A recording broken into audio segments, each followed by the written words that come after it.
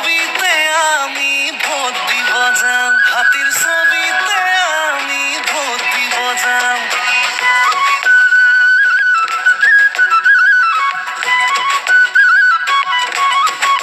শুনা শুনা হবে নাও বই সামনে আমি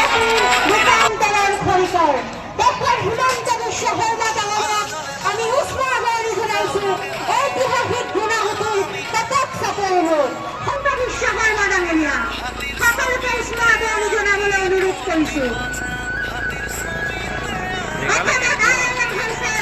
ছেমিকণ্ডাক্টৰ হৈছে, কথাৰ আমাৰ হৈছে, বজাৰ আমাৰ হৈছে।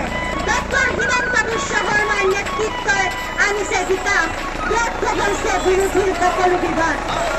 অসমত আকৌ এবাৰ হ'ব NDA চৰকাৰ, গুণাহুতি কথক চাপৰি জনতাৰ উৎসাহে দিছে ৰাইদান। আমাৰ মাজত অসমৰ জনপ্ৰিয় মুখ্যমন্ত্ৰী ডক্টৰ হিমন্ত বিশ্ব শৰ্মা আমাৰ মাজত উপস্থিত হৈছে। অসমৰ সৰ্বকালৰ মুখ্যমন্ত্ৰী ডক্টৰ হিমন্ত বিশ্ব শৰ্মা ডাঙৰীয়া সকলো ৰাইজক উষ্মাদ জনাবলৈ অনুৰোধ কৰিছো। সকলোৱে হাত চাপৰিৰে উষ্মাদ জনাওক। ডক্টৰ হিমন্ত বিশ্ব শৰ্মা অসমৰ বাবে এজন ব্যক্তি নহয়, ডক্টৰ হিমন্ত বিশ্ব শৰ্মা অসমৰ বাবে এটি অনুষ্ঠান। ডক্টৰ হিমন্ত বিশ্ব শৰ্মা প্ৰতিগৰাকী আইমাতৃৰ বিশ্বাস। ডক্টৰ হিমন্ত বিশ্ব শৰ্মা প্ৰতিগৰাকী ভগ্নীৰ আস্থা। ধন্যবাদ জনাম। ঘূনাসুতিত দলং হ'ব, ঘূনাসুতিত দলং হ'ব, কিন্তু ঘূনাসুতিলৈ হৈ লখিমপুৰ যাবৰ কাৰণে আমি বেবেজীয়াৰ পৰাও যাম, আমি ভৰত চুকৰ পৰাও যাম, হাতীয়ামৰা হৈও যাম। আৰু ইয়াৰ কাৰণে ঘূনাসুতিৰ দলঙৰ পৰা বেবেজীয়ালৈকে অসম মালাৰ ৰাস্তা অসম চৰকাৰে অনুমোদন জনাইছে। অকল আমি দলং নবনাওঁ, দলং কৰি হাত মাৰি আমি নেগুৰত বিষ নথওঁ। এই দলংখন বনোৱাৰ লগে লগে ঘূনাসুতি দলঙৰ পৰা বেবেজীয়ালৈকে বহল ৰাস্তা, ঢকুৱাখনাৰ পৰা ধেমাজিলৈ যেনেকে এতিয়া 100 কিলোমিটাৰ স্পীডত গাড়ী চলাব পৰা ৰাস্তা হৈছে, তেনেকুৱা ৰাস্তা ইয়াত নিৰ্মাণ হ'ব। এই নৈপৰীয়া অঞ্চলত যাতায়াত ব্যৱস্থা মোৰ সপোন। আজি চেলেক ঘূনাগুৰি দলং হৈছে, যিদিনাখনে চেলেক ঘূনাগুৰি দলং হৈছে সেইদিনাখন মই এটা কথা ভাবিছো কি যে আজি বিজেপি চৰকাৰৰ দিনত বগীবিল দলং হ'ল, আৰু বগীবিল দলঙৰ পাৰে পাৰে বগীবিল দলঙৰ পৰা ব্ৰহ্মপুত্ৰ নদীৰ পাৰে পাৰে মাজুলীলৈকে গাড়ী চলাই যাব পৰা এটা ৰাস্তা হ'ল, যিটো ৰাস্তাত মাননীয় মুখ্যমন্ত্ৰী ডক্টৰ হিমন্ত বিশ্ব শৰ্মাই মটৰ চাইকেল শোভাযাত্ৰা কৰিলে। আৰু সেই ৰাস্তাটোৱে আজি মাজুলীৰ পৰা ডিব্ৰুগড়লৈ দূৰত্ব মাত্ৰ 1 ঘণ্টা কৰিলে। যিদিনাখন চেলেক ঘূনাগুৰি দলংখন উদ্ঘাটন, তাৰ যেতিয়া আধাৰশিলা হৈছিল, মই তেতিয়া এইটোৱে সপোন দেখিছিলোঁ যে ঘূনাগুৰিৰ পৰা সোৱণশিৰি নদীৰ পাৰে পাৰে এটা ৰাস্তা হ'ব, যিটো ৰাস্তাৰে লোহিত খাবলো, পূব তেলাহী, ঘূনাসুতি এই পঞ্চায়ত পাৰ হৈ ভীমপৰা পঞ্চায়ত পাৰ হৈ মই নেশ্যনেল হাইৱে শিৱমুখী দলঙৰ ওচৰত ওলাম থেকেৰাগুৰি। আজি সেই সপোনটো আমাৰ বাস্তৱত পৰিণত হ'বলৈ গৈ আছে। মই অসম চৰকাৰৰ মন্ত্ৰী হিচাপে, আপোনালোকৰ প্ৰতিনিধি হিচাপে আপোনালোকক প্ৰতিশ্ৰুতি দিছোঁ যে থেকেৰাগুৰিৰ পৰা গাড়ী চলাই ধূনাগুৰি গৈ ওলাই আমি বিহপুৰীয়াও যাব পাৰিম, মাজুলীও যাব পাৰিম।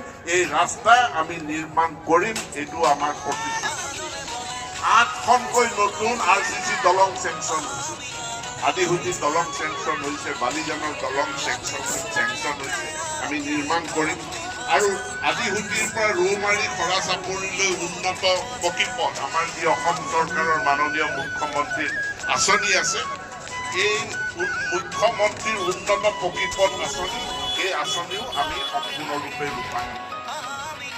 শ্ৰদ্ধেয় ৰাইজ, মই যেতিয়াই পূব তেলাহীলৈ আহোঁ, ঘূনাসুতিলৈ আহোঁ, এই অঞ্চললৈ আহিলে ৰাইজে মোক কয় যে আমাৰ হস্পিটাল এখন লাগে য'ত বিছনা। হস্পিটাল এখন বনোৱা ডাঙৰ কথা নহয়, আমাক ডাক্তৰ লাগে। ডাক্তৰটো প্ৰধান।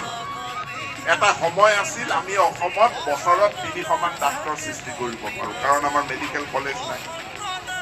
সেইকাৰণে মুখ্যমন্ত্ৰীয়ে এখনৰ পাছত এখন মেডিকেল কলেজ বনালে আৰু আজি আমি 14খন মেডিকেল কলেজ আমি কলেজৰ গৰাকী।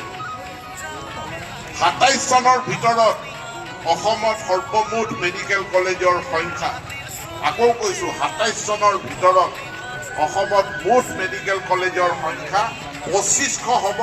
2500 হ'ব। 2500 ছাত্ৰ ছাত্ৰীয়ে একেলগে MBBS পঢ়িবৰ কাৰণে তেওঁলোকে এডমিশ্যন ল'ব পাৰিব। আমি বছৰত 2000 কৰি আমি ডাক্তৰ সৃষ্টি কৰিব পাৰিম, আৰু যেতিয়া বছৰত আমি 2000 কৰি ডক্তৰ সৃষ্টি কৰিব পাৰিম, শিঙিমাৰী ৰিভাৰাইন হস্পিটেলতো আমি ডাক্তৰ দিব পাৰিম। আৰু এই গুণাসুতিৰ সোৱণশিৰি পূব তেলাহীৰ মধ্যস্থলত বিচনাযুক্ত হস্পিটেল 30 বেডেড হস্পিটেল আমি নিশ্চিতভাৱে নিৰ্মাণ কৰিব পাৰিম। কাৰণ এতিয়া হস্পিটেল বনালে নহ'ব, হস্পিটেলত ডাক্তৰ দিব লাগিব। ঘৰ বনালে নহ'ব, তাত ডাক্তৰ দিব লাগিব। ডাক্তৰ এতিয়া আমি সৃষ্টি কৰিছোঁ, যেতিয়া আমি এই 30 বেডেড হস্পিটেল আপোনালোকক আমি দিবৰ কাৰণে আমি সক্ষম হ'ম। এনেধৰণে এই অঞ্চল ভৌগোলিকভাৱে আৰু বিচ্ছিন্ন হৈ নাথাকে। আমি মাজুলীৰ লগত সংযোজিত হৈ যাম ধুনীয়া দলং আৰু ৰাস্তাৰে। আমি ঢকুৱাখানাৰ লগত সংযোজিত হৈ যাম ধুনীয়া দলং আৰু ৰাস্তাৰে। আমি ধেমাজিৰ লগত সংযোজিত হৈ যাম ধুনীয়া দলং আৰু ৰাস্তাৰে। মই নামনি বৰ্ষামুখত আহোঁতে কৈছিলোঁ, বেবেজীয়াৰ পৰা জেংৰাই ৰাস্তা হৈ গ'ল। এতিয়া বেবেজীয়াৰ পৰা পুৰণা মথাউৰিৰ য়েদুত গাঁও